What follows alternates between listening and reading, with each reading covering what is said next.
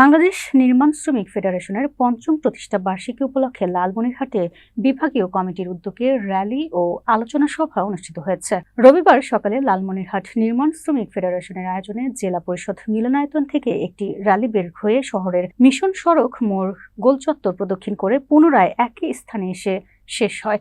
Rally শেষে জেলা পরিষদ মিলনায়তনে এক আলোচনা সভা অনুষ্ঠিত হয়। নির্মাণ শ্রমিক ফেডারেশনের সহ সাংগঠনিক সম্পাদক আল আমিনের সভাপতিত্বে অনুষ্ঠানে উপস্থিত ছিলেন কেন্দ্রীয় কমিটির সাংগঠনিক সম্পাদক ফারুকুজ্জামান ফারুক ও কার্যকরী সভাপতি সাইদুর রহমান সহ সংগঠনের অন্যান্য নেতৃবৃন্দ। আলোচনা সভায় বক্তারা নির্মাণ শ্রমিকদের অধিকার, ন্যায্য মজুরি, নিরাপদ কর্মপরিবেশ নিশ্চিতকরণ এবং সংগঠনের ভবিষ্যৎ কর্মপরিকল্পনা নিয়ে গুরুত্বপূর্ণ বক্তব্য প্রদান করেন। আলোচনা সভা শেষে 5 শতাধিক গরিব ও অসহায় মানুষের মাঝে শীত বস্ত্র বিতরণ করা হয়। এ সময় জেলার বিভিন্ন এলাকা থেকে আগত নির্মাণ শ্রমিকরা কর্মসূচিতে অংশগ্রহণ করে।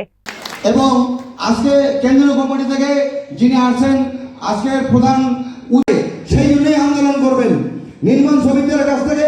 নির্মাণ শ্রমিকরা যেন রাষ্ট্রীয় তাদের ন্যায্য অধিকার আদায় করতে পারে, আপনারা সেই ব্যবস্থা করবেন। এবং নির্মাণ শ্রমিক ফেডারেশন। আসসালামু আলাইকুম।